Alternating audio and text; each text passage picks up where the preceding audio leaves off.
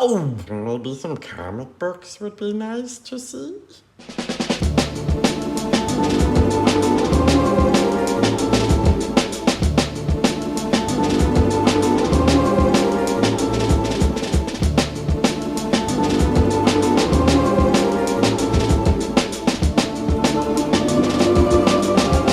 Today we're going to look at some stuff.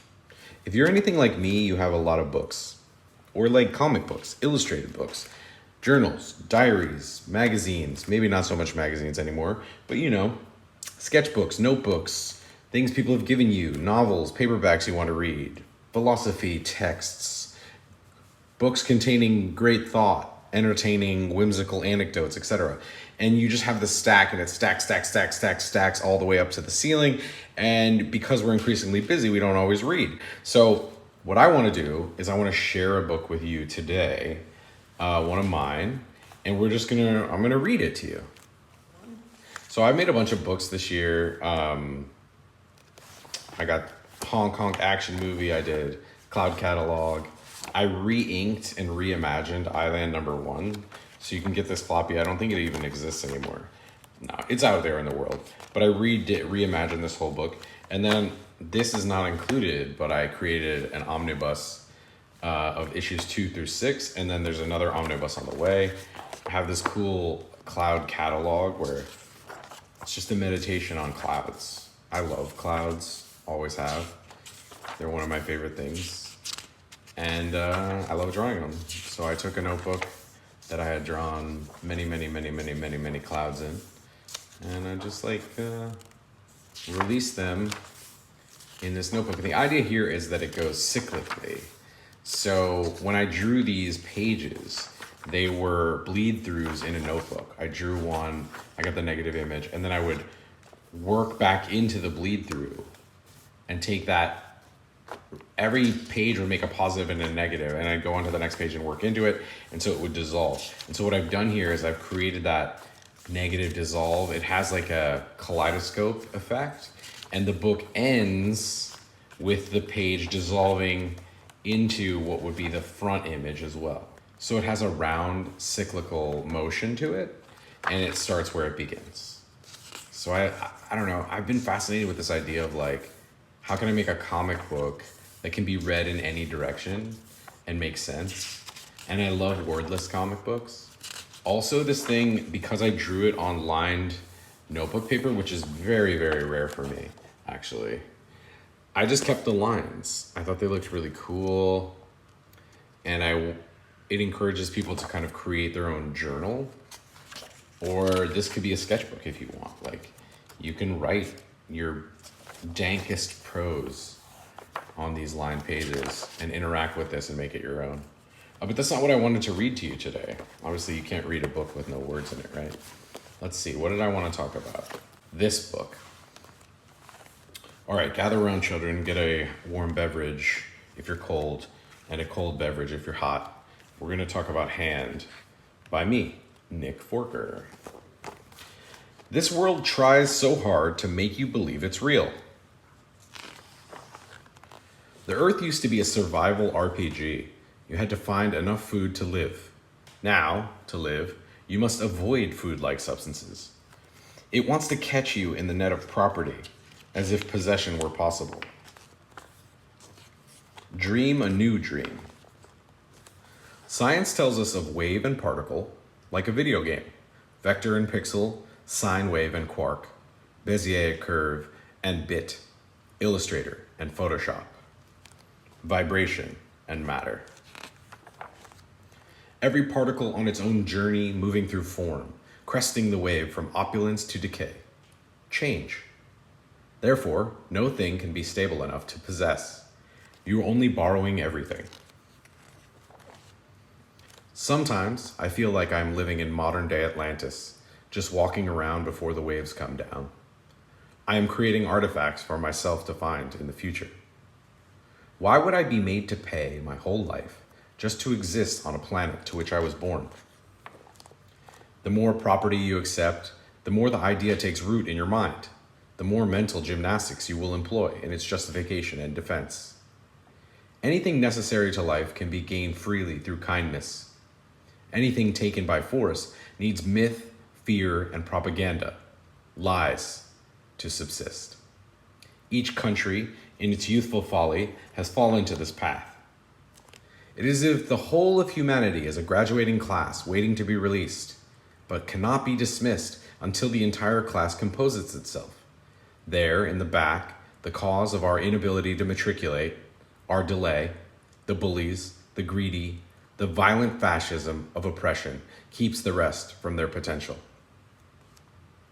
Pyramid schemes of subjugation, sterile binary domination, endless complications, lip service misdirections, ceaseless fear-mongering, corruption stock and trade, the cudgel of late-stage capitalism.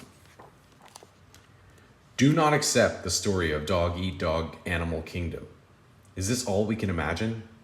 Is this the only story we can tell, the only one we can believe? The light of the sun does not fight the night. It simply arrives and dispels it. A light from fear. Realize none of this exists save in your mind. Stop looking at the stories they would have you believe. What you believe is real. Seeing is believing. Where are you looking? What are you seeing? What story are you telling? Dream a new dream. Radical kindness in the face of object impermanence and abject exploitation. You are only borrowing everything. Give everything. Property only exists in your mind. Give that idea away. Now you are free. I'll gladly be cringe if it means helping people. I know these ideas may seem banal platitudes to you, but at some point I needed them, which means out there somewhere, someone else does. War is thrust upon us. Humanity suffers. Grief and trauma, felt by one, affect us all. Capital needs a trauma state to thrive. The legacy of capital is trauma.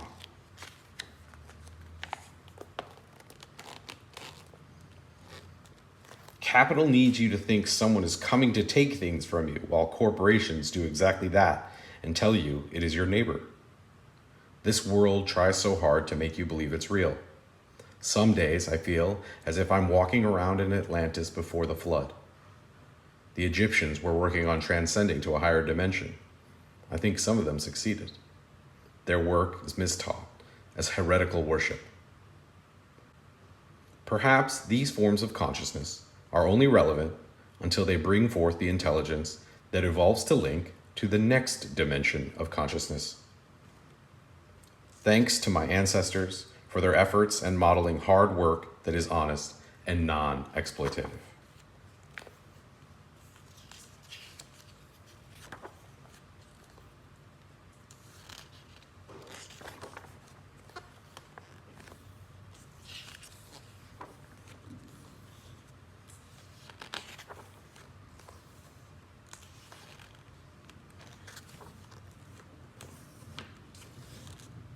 I told them, fix their hearts or die.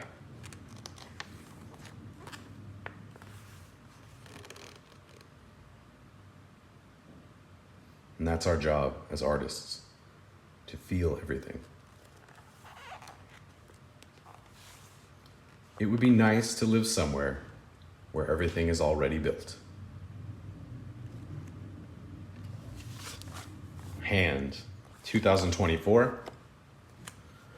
A collection of drawings and writings from sketchbooks, various projects. You can see some Brightcast stuff in here. A cool project, inspired by Mike, in part. Mike took a bunch of my sketchbooks and created a book for me called Squirt Gun. I was very happy with that title. There might be another Squirt Gun down the road. But it inspired me to do this one. And I always kind of lean towards this format whenever I'm feeling, I don't like the phrase burnt out because I feel like it implies there's no coming back.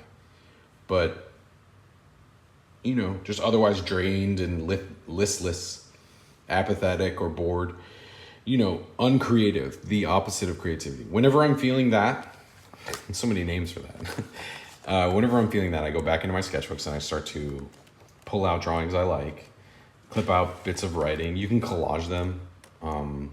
I did the collage digitally here because it's just easier for color and for print. But thank you for joining me. This was Hand 2024 by yours truly, Nick Forker. We have some shows coming up. I'll be at CXC, Cartoon Crossroads Columbus.